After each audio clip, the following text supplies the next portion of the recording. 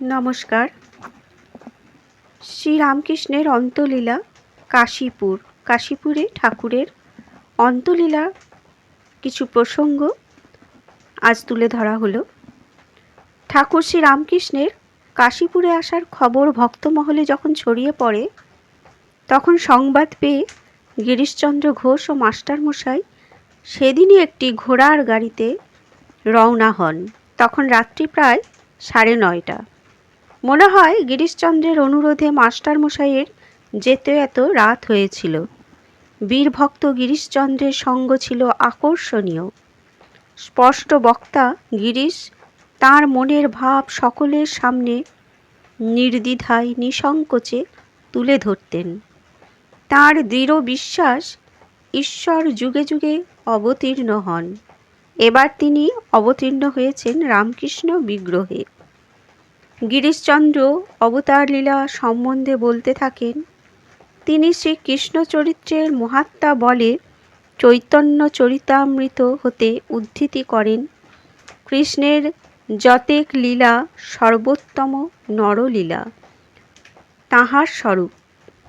শ্রীরামচন্দ্র, শ্রীকৃষ্ণ প্রভৃতি বিভিন্ন অবতারের মধ্যে অবতারীর যে লীলা মাধুর্য প্রকট হয়েছিল তা ব্যাখ্যা করে গিরিশ রামকৃষ্ণাবতারের নরলীলার আলেখ্য ও তাৎপর্য বর্ণনা করেন।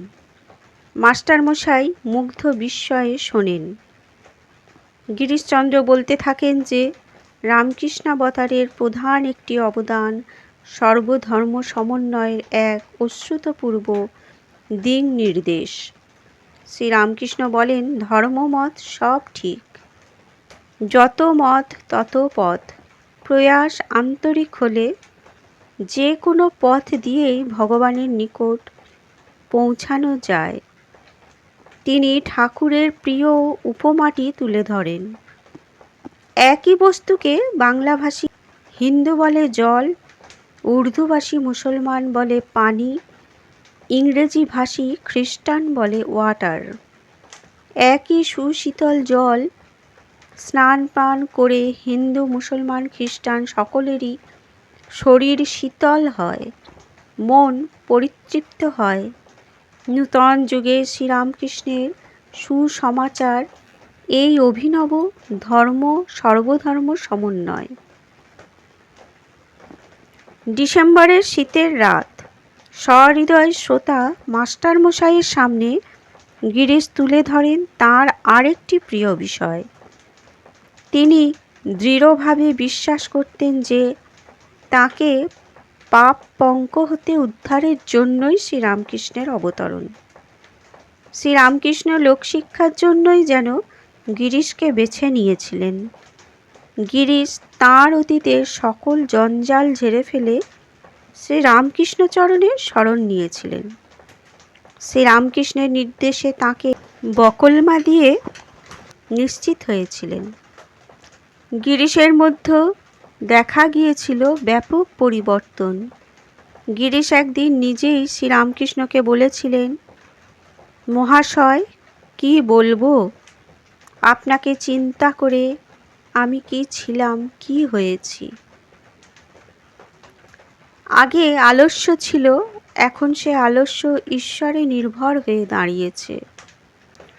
পাপ ছিল, তাই এখন নিরহংকার হয়েছি। গিরিশের আন্তরিকতা নিশ্ছিদ্র হিমালয়ের মতো অটল অচল তাঁর বিশ্বাস। শ্রীরামকৃষ্ণ প্রসঙ্গ করতে করতে তিনি মাতোয়ারা হয়ে ওঠেন। মাস্টারমশাই বীরভক্ত গিরিশের আন্তর্জীবনের গূঢ় ভাবভক্তির তথ্য সাগ্রহে চয়ন করেন। গিরিশ আরও বলেন, পরমহংসদেব আমাকে মদ ছাড়তে কখনো মুখ ফুটে বলেননি। তিনি জানেন যে আমার বীরভাব। আমি জানি পরমহংসদেব আমার ভার নিয়েছেন। তিনি আমার সঙ্গে সঙ্গে আছেন। আমি দুনিয়ার কাউকে ভয় করি না, গ্রাহ্য করি না। আমি যমকেও ভয় করি না। গাড়ি কাশীপুরের উদ্যানবাটিতে ঢোকে রাত 10টা বেজে। তখন পার হয়ে গেছে। চারিদিক নিস্তব্ধ। দোতলা ঘরের আলো জানলার খড়খড়ি দিয়ে বেরুচ্ছে। দোতলার ঘরে ঠাকুর শ্রীরামকৃষ্ণ শায়িত, একটি মশারি টাঙানো, প্রচুর মশা। ঘরে একটি লণ্ঠন জ্বলছিল। ঠাকুর শ্রীরামকৃষ্ণ তখনও জেগে আছেন।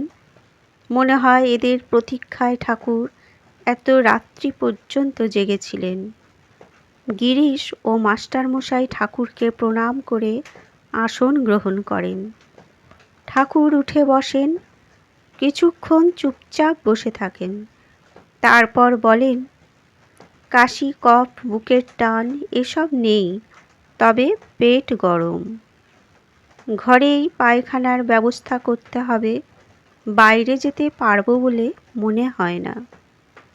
নিকটে দাঁড়িয়েছিলেন সেবক লাটু।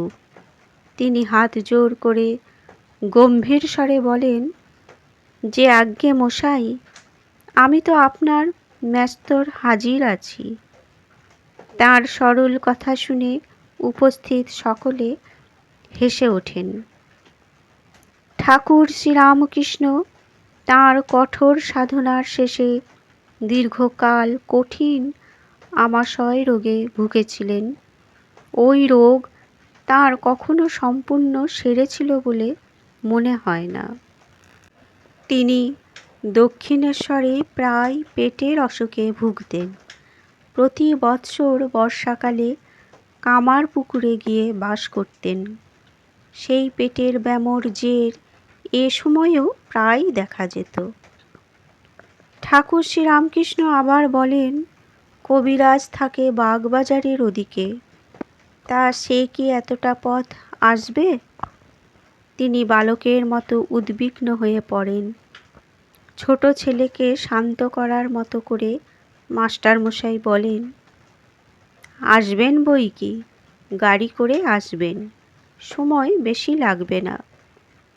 শ্যামপুকুরে থাকাকালীন ঠাকুরের চিকিৎসা করতেন প্রধানত ডাক্তার মহেন্দ্রলাল সরকার।